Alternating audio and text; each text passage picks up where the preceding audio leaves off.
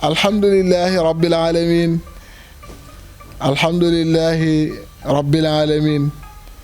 wassalatu wassalaam ala ashrafil mursalin sayyidina wa habibina wa shafiina mawlana muhammadu rasulullah sallallahu alayhi wa sallam. mbokk ya xarit ak am di jàmm yi yéen ñi nga xamante ne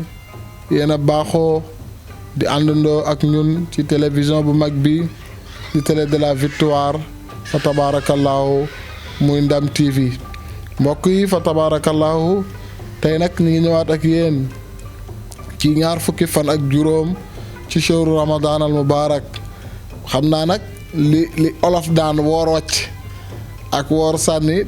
tollu nañ fa waaye nag lu toll ne koor kenn du ko def ba pare di ko wàcc waaye wala nga koy sànni waaye waxin la loolu boo déggee mag ñi daan ko wax mooy bés boo woor doo ko wooraat waaw ndax li des matatul semaine juróomi fan moo des wala ñeenti fan fa tabaarakallaahu waaw insha allahu taala ñoo ngi ñaan yàlla rek li nga xamante ne jot nañ ko defandi ci koor gi ci lu baax yàlla nangul ñu ko bu fekkee it am na benn rëcc waaw ñu ngi ñaan yàlla subhaanahu wa taala yàlla jéggal ñu ko fa tabaarakallaahu. mbokk yi ba tey ñu ngi toll woon ci ndénkaane yi nga xamante ne ñoo ngi koy def. Abdullah ibn Abbas waxoon na ko bokk na ci li mu waxoon naaw nit na ngi joxe li nga xamante ne mooy julli ci waxtu ba fa tabaarakallaahu bi aadaabil fariyati li waqtiha. gis nga li nga xamante ne mooy julli ñi ngi koy sàggane te julli kenn du ko sàggane ndax yonent bi wax na ne bokk na ci li ñuy njëkk rek la ëllëg yowmal xiyaam ci jaam bi muy julli. nee na su baaxee rek daanaka yeneen ëmb yëpp kenn du ko tiggi waaye ëmb bi ñuy njëkk a xool ndax baax na ak baaxul julli la ñuy xool su fekkee julli gi baax na rek fa tabaarakallaahu ñu ne jag na ñu daal di koy tabaarakallaahu mën ko jéggal yeneen yi des waaye bu ñu xoolee ëmb julli baaxul ñu commencé tàqar ñi yeneen ëmb yëpp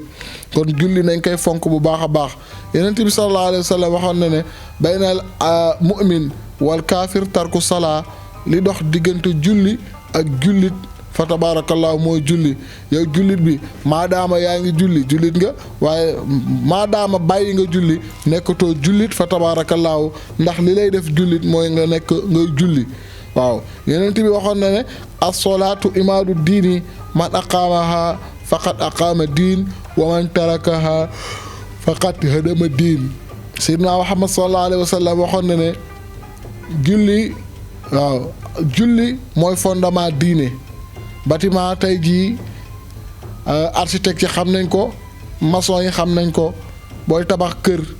waaw pour bëgg bâtiment bi baax fa tabaarakallaahu da ngay defar fexe ba fondation ba baax mu am béton bu baax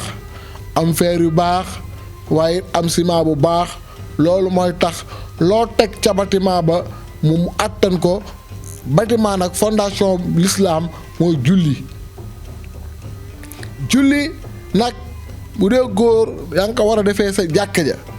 jàkka yi kenn nekkatu xoolal début koor gi rek ni jàkka yi feesee woon waaye léegi jàkka yi boo fa duggee ñaari rang yi sax dootul fees ñëpp talatuñ ko gaa yaa ngi ci programme Korité yi boo gaa yi ngi uti ay jasneer ñee ñi ngi uti